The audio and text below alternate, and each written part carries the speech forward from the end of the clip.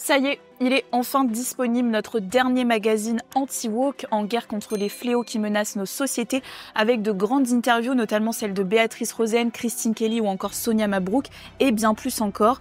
Regardez également notre dernier documentaire sur Koursk qui est disponible et exclusif. Vous pouvez retrouver notre magazine dans plus de 5000 kiosques partout en France, donc n'hésitez pas à vous rendre dans ces kiosques pour nous soutenir.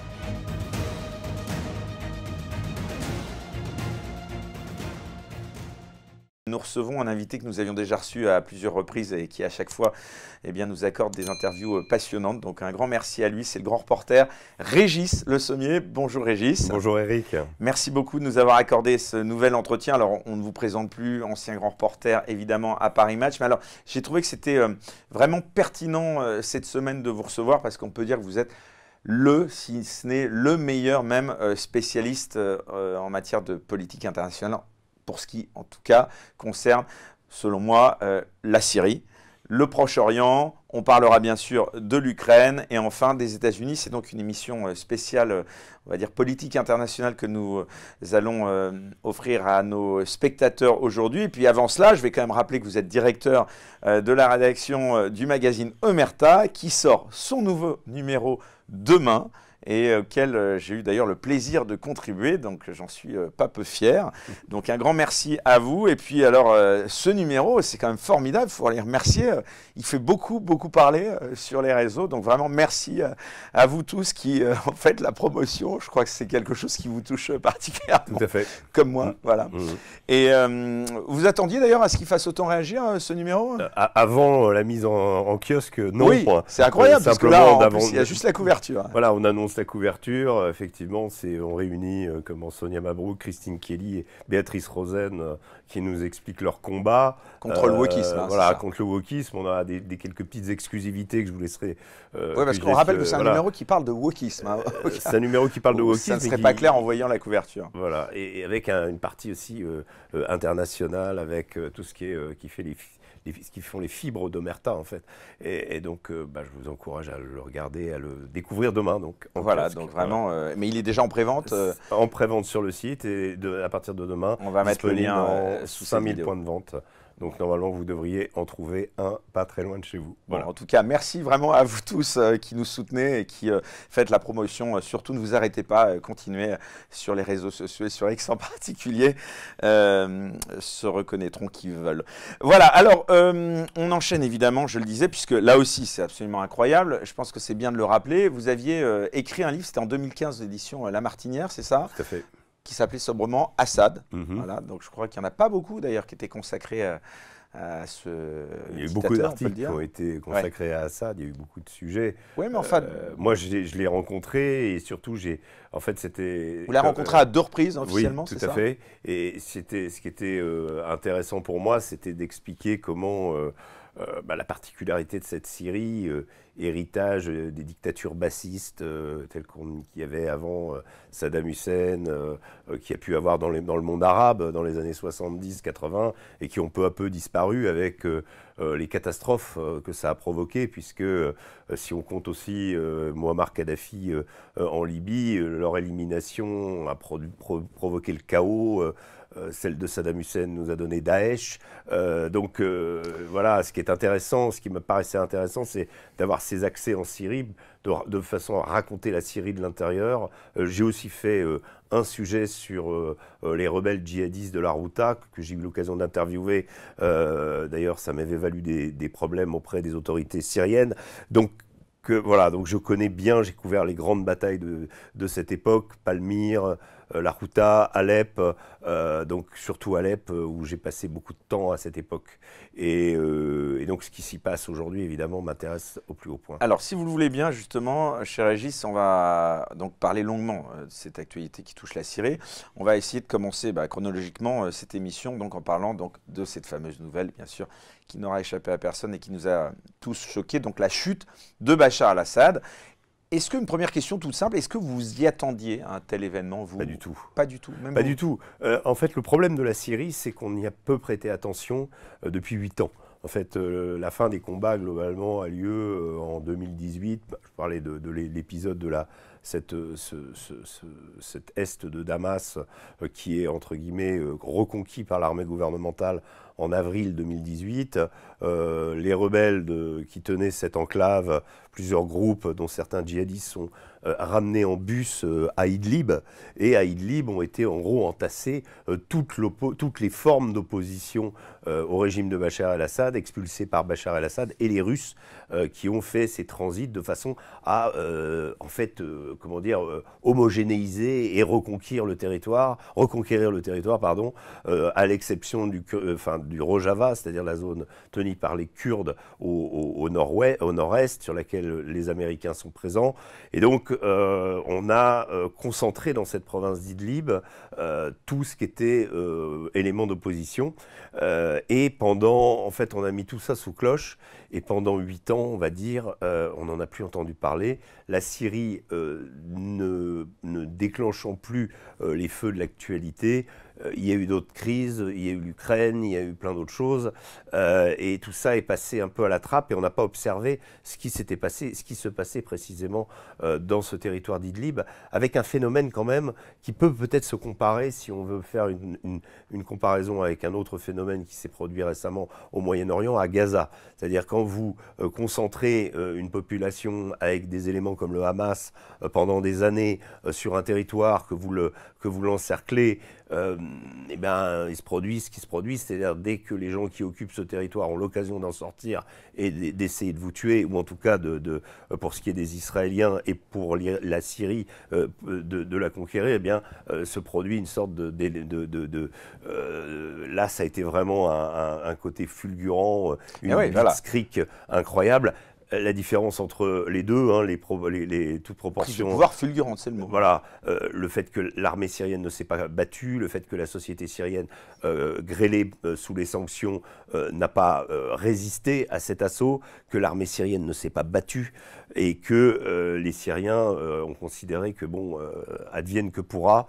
Un autre ordre arrive, Bachar s'enfuit et on recommence, et en tout cas on voit autre chose. Et aujourd'hui, en dépit des menaces que peuvent représenter ces djihadistes, en particulier Abou Mohamed al-Jolani avec son pédigré d'ancien d'Al-Qaïda, de Daesh, etc., quelque part les Syriens sont prêts, une partie des Syriens sont prêts à voir ce que ça peut donner, à condition de ne plus avoir Bachar et de tourner la page définitivement sur 60 ans de dictature bassiste. Mais pardon, moi je vous pose la question à l'envers. Comment vous expliquez justement, vu que cette prise de pouvoir elle est fulgurante et qui semble tomber aussi facilement, comment vous expliquez qu'il ait pu tenir aussi longtemps depuis 2011? Alors depuis 2011, qui est quand même assez... Alors ça c'est une analyse qui avait été faite, je pense que la France en particulier, Alain Juppé qui était à l'époque ministre des Affaires étrangères, suivi par Laurent Fabius, a considéré que le régime syrien, comme le régime libyen avant, comme le régime tunisien avant, comme le pouvoir de Moubarak en Égypte était vermoulu et tomberait sous le coup d'une jeunesse qui allait changer les choses et apporter la liberté et la démocratie. Ça, c'était la narration. Dans aucun de ces pays, ça ne s'est produit. La dictature a repris le dessus en Égypte après un épisode des frères musulmans au pouvoir avec Morsi. Rapidement, le général Sisi a repris le dessus. Là, on ne s'est pas posé de questions sur la démocratie. On a remis ça parce qu'on a vu que ça ne partait pas dans le sens où il fallait. La Libye est un pays anéanti avec l'Ouest et l'Est qui s'opposent. Il n'y a guère que la Tunisie, et encore de façon absolument imparfaite, où une forme de démocratie a pu voir le jour. Mais sur la Syrie, le régime est resté en place. Il est resté en place pour deux raisons. Il est resté en place d'abord parce qu'il contrôlait les rouages de la société. Il y avait un maillage complet de la société syrienne, parce que aussi l'opposition à l'époque, où déjà des djihadistes étaient, pas aux commandes, mais enfin étaient dans l'ombre, n'a pas su donner de garantie aux minorités. Le problème de la Syrie, c'est que c'est une mosaïque de groupes ethno-religieux qui vont des Ismaéliens aux Druzes, en passant par les Alaouites, les chrétiens, tout ça est mélangé de façon inextricable avec des particularismes, des revendications, etc. Et que le pouvoir syrien contrôlait tout ça. Donc je pense que une partie de ces minorités n'a pas voulu tenter l'aventure de l'opposition avec ces éléments djihadistes, en considérant qu'il y avait plus à perdre avec eux qu'avec le régime. Une partie de la bourgeoisie syrienne est restée avec le régime, y compris de la bourgeoisie sunnite. Une grosse partie, une grosse majorité des sunnites sont restés avec le régime. Je rappelle que l'armée syrienne était composée de 70% de sunnites, que les 2/3 des généraux de Bachar al-Assad étaient sunnites et qu'une bonne moitié de son gouvernement aussi. Donc si vous voulez, même si Bachar al-Assad lui est alaouite et que la Syrie et la direction de la Syrie est une minorité au pouvoir qui gouverne à une majorité. Donc ça c'est et donc nous, on s'est imaginé en oubliant un petit peu, il y a guère que Éric Chevalier qui était notre ambassadeur à l'époque à Damas qui avait alerté le Quai d'Orsay en disant attention, je suis allé dans j'ai fait pas mal d'endroits en Syrie. Le régime ne va pas tomber, en tout cas pas tout de suite. Il est encore fort, il a encore des partisans. Et c'est, je pense, ce qui explique, et le chaos qui en a suivi avec les affrontements militaires, avec le fait aussi que des puissances étrangères, ce qui est quand même intéressant, c'est qu'à chaque fois, des puissances étrangères, y compris l'Occident, ont tenté ou d'alimenter les rebelles en armes, ou de leur donner, on va dire, de les soutenir par plusieurs moyens. Les pays du Golfe en ont fait la même chose. L'Arabie Saoudite soutenait des groupes terroristes, enfin des groupes armés djihadistes. Le Qatar aussi, parfois des groupes rivaux qui se sont menés des batailles. Donc vous aviez la lutte contre Bachar al-Assad, vous aviez aussi des différences entre les différents groupes. Daesh qui aussi s'est imposé à la faveur du chaos qui existait dans l'opposition syrienne sur les zones qu'elle contrôlait. Et donc tout ça a fait que eh bien, le régime a pu vendre une narration particulière du gardien de l'unité syrienne, du gardien des cultes, des différences, de la laïcité, enfin, d'une forme de laïcité on dira, et que une partie des gens ont continué à le soutenir, et c'est pour ça, je pense, avec l'aide des Russes qui a été fondamentale, à partir de septembre 2015, l'aide des Iraniens, l'aide du Hezbollah. Le Hezbollah était considérable, le Hezbollah n'était pas là cette fois-ci, parce qu'à cause de sa guerre avec Israël, il était amoindri, il n'était pas en mesure d'aider la Syrie. Donc le Hezbollah, à l'époque, a été de toutes les batailles pour la reconquête de la Syrie au nom de Bachar el-Assad. Parler de la Russie, justement, c'est important d'aborder cette question. Est-ce que c'est un échec pour la Russie ? Alors, hier, j'étais avec un autre spécialiste militaire, des questions militaires, qui s'appelle Père de Jong, que nous avons reçu chez Omerta, de façon très intéressante. C'est une personne, en plus, qui intervient régulièrement sur LCI. Ça fait partie des gens, on va dire, éclairés de cette chaîne qui c'est assez rare pour être remarqué. Se fourvoie dans des explications un peu bizarres. LCU, hein, c'est ça. Oui, et voilà. Et qui me disait, si les Russes perdent Tartous, oui, c'est une mauvaise opération. Tartous, c'est leur base navale. Ils ont deux bases. Une base, c'est Tartous, une base navale avec une base sous-marine et une base de la marine de surface, et une base qui s'appelle Khmeimim, qui est leur base aérienne, qui, elle, date de 2015, qu'ils ont commencé à installer, qui ne sont pas très loin l'une de l'autre, dans la montagne alaouite, ce qu'on appelle la zone côtière proche de la Méditerranée, donc entre Latakia et Tartous, et ils ont ces deux entités. S'ils les conservent, si les deals qui ont été faits finalement quelque part pour lâcher Bachar el-Assad leur permettent aux Russes de garder leur seul port en eau chaude. C'est quand même important, vous savez, l'histoire russe est façonnée par une trajectoire qui va du froid vers le chaud, et la volonté des Russes, c'est tout le grand jeu au 19e siècle entre les Russes et les Britanniques, c'est-à-dire d'arriver jusqu'à l'océan Indien, et les Britanniques de les en empêcher, et les Russes, avec Tartous, avaient un port en Méditerranée pour pouvoir se placer à un endroit géostratégique essentiel. Donc s'ils le conservent, ce que me disait Père de Jong, s'ils le conservent, ils sont gagnants. S'ils le perdent, là, oui, ils vont perdre en rayonnement. Donc, ce qui est intéressant, ça veut dire que quoi? Ça veut dire que on peut imaginer que les Russes refassent des accords avec le pouvoir en place. Pour le moment, il n'en est pas question, mais il y a des signes quand même intéressants.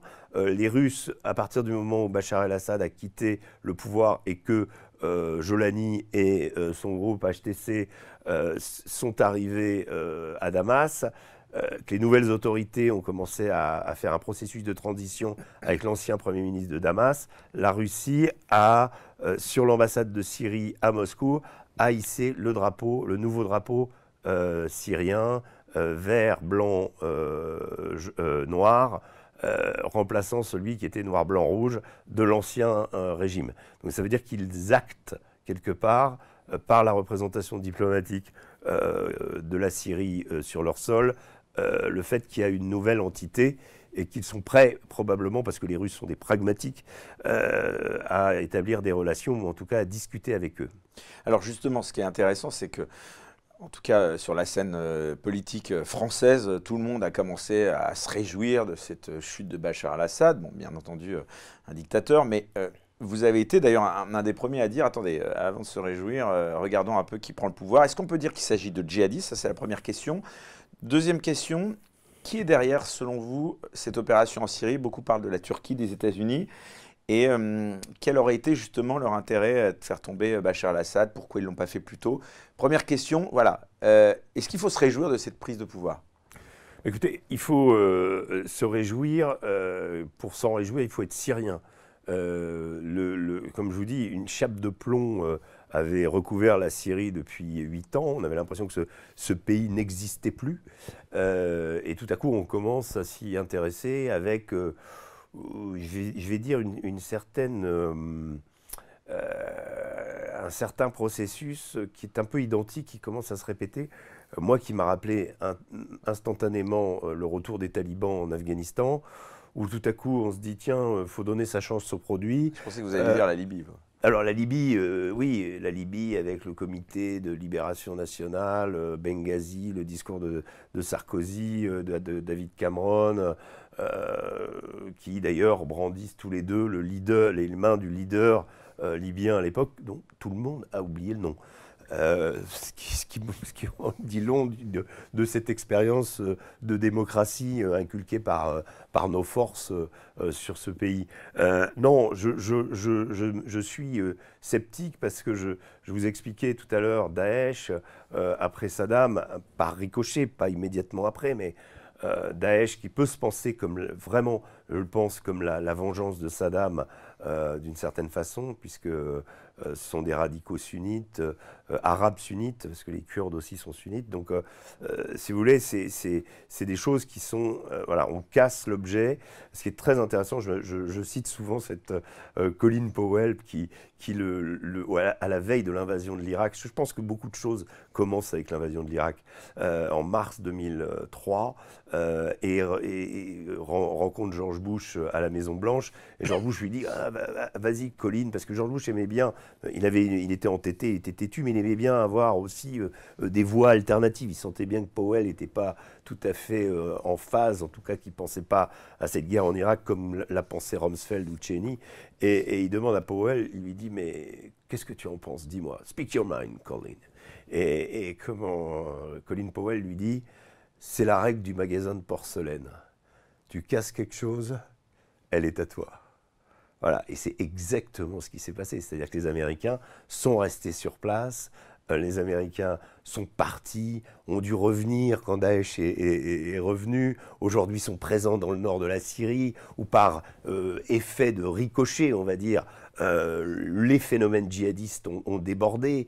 D'abord chassés par les Américains d'Irak, qui se sont recomposés en Syrie. Ensuite, quand il y a eu l'affaire de Deraa et les tortures des enfants qui ont été en prémisse de la révolution syrienne, immédiatement, l'élément djihadiste ou presque, ou l'élément frères musulmans, toute la nébuleuse finalement qui cherchait à prendre le pouvoir dans la région, et contre lequel il faut se reconnaître,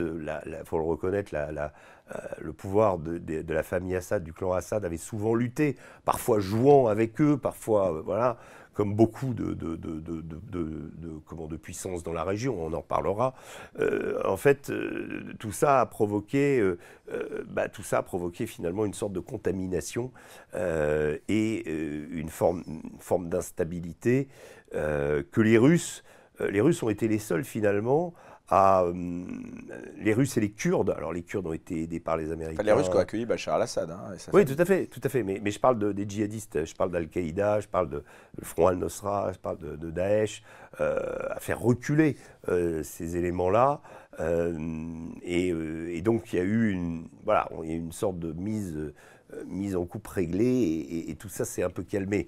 Mais là, on est dans une narration proposée, pour bien être clair, sur le conflit syrien, avec un homme, Abu Musab al-Jolani, Ahmed al-Shara, de son vrai nom, qui est un homme originaire de Damas, d'une banlieue d'une banlieue assez, d'ailleurs pas très loin de celle de la maison de Bachar al-Assad, une banlieue côte-sud de Damas, et qui, après le 11 septembre, c'est très intéressant de rappeler un peu son pédigré, parce que souvent j'entends, notamment sur des chaînes de services publics, il a été proche d'Al-Qaïda, et puis il s'en est éloigné, il a rompu avec l'organisation. Ça, c'est la narration officielle. La vérité sur Jolani, c'est qu'il a été donc radicalisé par le 11 septembre, qu'il est parti en Irak faire le djihad, qu'il a rejoint les rangs d'Al-Qaïda en Irak, dont le leader, Abu Musab al-Zarqawi, était le terroriste numéro 1 à l'époque, champion toute catégorie de l'attentat suicide, faisant 150 morts au minimum par attentat chez les chiites, déclencheur du sectarisme, d'une nouvelle vague de sectarisme entre sunnites et chiites, un véritable poison pour les Américains qui ont fini par l'assassiner en 2016, le trouver et s'en débarrasser avec une bombe de 500 kilos tirée par un F-16. Voilà, ça c'était Zarqawi. Et dans les rangs de Zarqawi combattait Jolani. Et Jolani se fait arrêter. Il va passer 5 ans en prison, dans une prison qui s'appelle Camp Bucca, qui était la prison dans laquelle les Américains avaient à peu près réuni 10 000 ou 15 000 insurgés irakiens plus djihadistes, qui en fait, avec la barrière de la langue que les gardiens américains ne comprenaient pas, a été un véritable incubateur du djihad. Et pour ce qui est de l'État islamique, c'est là que l'État islamique est né, que les plans ont été écrits, pensés, avec un certain nombre de protagonistes, dont Jolani et surtout Baghdadi. Et c'est là où ils se rencontrent. Baghdadi va y passer 1 an et demi, Jolani 5 ans. Et Baghdadi missionnera Jolani pour aller exporter le djihad en Syrie au nom de l'État islamique. Jolani créera son groupe. Les deux sont en parfaite harmonie au départ. La différence qui va se passer entre eux, c'est que Jolani va conquérir Raqqa, qui deviendra la capitale de l'État islamique, sauf qu'il va rapidement faire sécession.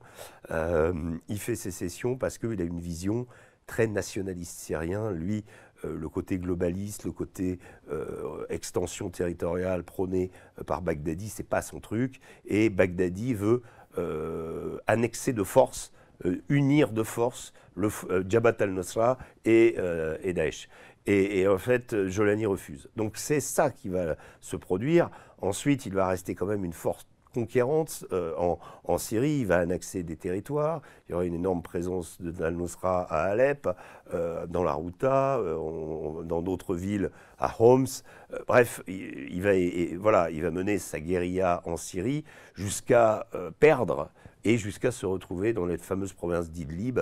Voilà. Entre-temps, en 2016, il fait sécession avec Al-Qaïda, encore que le discours qu'il rédige pour la sécession et la réponse d'Al-Qaïda, à l'époque c'était plus Ben Laden, mais c'était Ayman al-Zawahiri, le nouveau numéro 1 d'Al-Qaïda, qui dit si pour des raisons, je crois qu'il lui répond quand il apprend que Al-Nusra ne veut plus de la franchise d'Al-Qaïda, il dit si pour des raisons opérationnelles, en gros ton groupe a besoin de s'écarter de l'enveloppe de l'organisation, en gros très bien, quoi. Donc il y a scission, mais en fait il y a approbation quand même d'Al-Qaïda. Et ce qui est intéressant, c'est qu'une partie des gens qui aident Jolani a installé son émirat, sa puissance, sont des gens d'Al-Qaïda qui ensuite n'ont pas été expulsés. Vous avez, pendant toute la durée du règne de Jolani, c'est-à-dire 8 ans sur Idlib, avant qu'il conquiert toute la Syrie, vous avez des gens d'Al-Qaïda qui sont restés, qui n'ont pas été expulsés.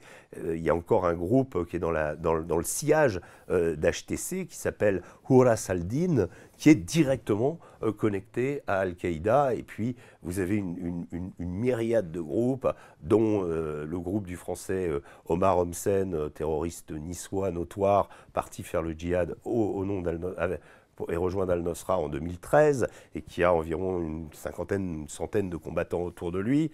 Vous avez les Kurdes, vous avez les Ouïghours, parti islamique du Turkistan, ça s'appelle le Turkistan, et vous avez les Ouzbeks, les Tchétchènes, enfin bref, tout un tas de radicaux pour qui la vue d'un chrétien ou d'un chiite est une abomination. Et voilà, donc si vous voulez, on a quand même du mal à imaginer que même si HTC a pris le pouvoir, l'a exercé de façon assez efficace à Idlib, permettant de dispenser des services à la population, etc., pour les 5 millions d'habitants qui habitaient cette région, une gestion plutôt assez efficace, et un contrôle sécuritaire de tous ces groupes sur cette zone.